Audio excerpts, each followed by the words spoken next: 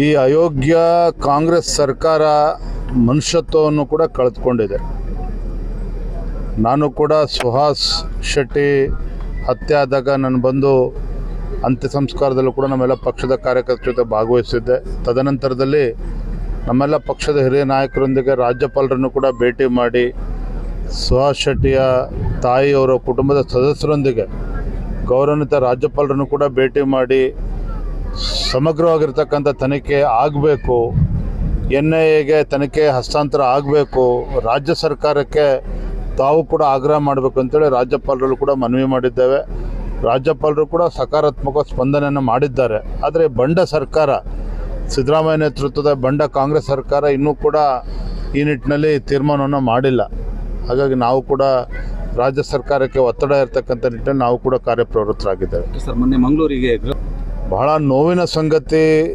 ನಾನಿವತ್ತು ಧಾರ್ಮಿಕ ಕ್ಷೇತ್ರದಲ್ಲಿದ್ದೇನೆ, ಮಾತನಾಡಬೇಕು ಇಲ್ಲೋ ಗೊತ್ತಿಲ್ಲ. ಆದರೆ ದುರಂತ ಏನಪ್ಪ ಅಂತ ಹೇಳಿದ್ರೆ, ಈ ರಾಜ್ಯದ ಒಬ್ಬ ಗೃಹ ಸಚಿವರು ಸುಹಾಸ್ ಶೆಟ್ಟಿ ಮನೆಗೆ ಭೇಟಿ ನೀಡಬೇಕು ಅನ್ನುವ ತೀರ್ಮಾನವನ್ನು ತೆಗೆದುಕೊಳ್ತಕ್ಕಂಥ ಸಂದರ್ಭದಲ್ಲಿ ಒಂದು ಕೋಮಿನ ಜನರು, ಆ ಮುಖಂಡರುಗಳು ಬಂದು ಒತ್ತಾಯ ಮಾಡಿದ್ರು ಅಂತೇಳಿ ಗೃಹ ಸಚಿವರು ಕೂಡ ಅವ್ರ ಒತ್ತಾಯಕ್ಕೆ ಮಣಿದು ಸುಹಾಸ್ ಶೆಟ್ಟಿ ಮನೆಗೆ ಭೇಟಿಯನ್ನು ನೀಡಿಲ್ಲ.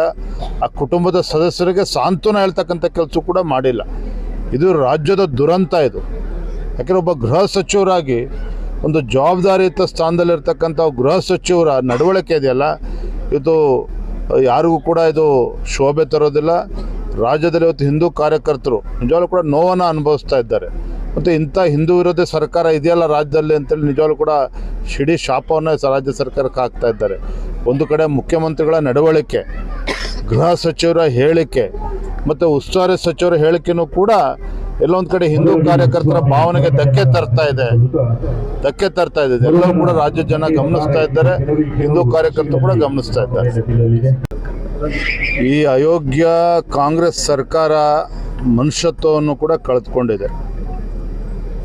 ನಾನು ಕೂಡ ಸುಹಾಸ್ ಶೆಟ್ಟಿ ಹತ್ಯೆ ಆದಾಗ ನಾನು ಬಂದು ಅಂತ್ಯ ಸಂಸ್ಕಾರದಲ್ಲೂ ಕೂಡ ನಮ್ಮೆಲ್ಲ ಪಕ್ಷದ ಕಾರ್ಯಕರ್ತರ ಜೊತೆ ಭಾಗವಹಿಸಿದ್ದೆ. ತದನಂತರದಲ್ಲಿ ನಮ್ಮೆಲ್ಲ ಪಕ್ಷದ ಹಿರಿಯ ನಾಯಕರೊಂದಿಗೆ ರಾಜ್ಯಪಾಲರನ್ನು ಕೂಡ ಭೇಟಿ ಮಾಡಿ ಸುಹಾಸ್ ಶೆಟ್ಟಿಯ ತಾಯಿಯವರ ಕುಟುಂಬದ ಸದಸ್ಯರೊಂದಿಗೆ ಗೌರವಾನ್ವಿತ ರಾಜ್ಯಪಾಲರನ್ನು ಕೂಡ ಭೇಟಿ ಮಾಡಿ ಸಮಗ್ರವಾಗಿರ್ತಕ್ಕಂಥ ತನಿಖೆ ಆಗಬೇಕು, NIAಗೆ ತನಿಖೆ ಹಸ್ತಾಂತರ ಆಗಬೇಕು, ರಾಜ್ಯ ಸರ್ಕಾರಕ್ಕೆ ತಾವು ಕೂಡ ಆಗ್ರಹ ಮಾಡಬೇಕು ಅಂತೇಳಿ ರಾಜ್ಯಪಾಲರು ಕೂಡ ಮನವಿ ಮಾಡಿದ್ದೇವೆ.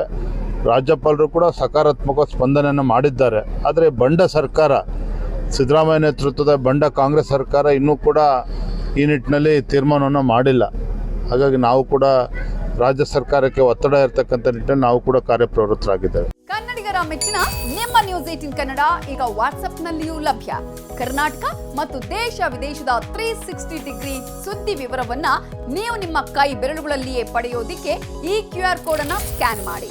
ನಮ್ಮ ಚಾನೆಲ್ ಅನ್ನು ಫಾಲೋ ಮಾಡಿ, ನೋಟಿಫಿಕೇಶನ್ ಆನ್ ಮಾಡಿ.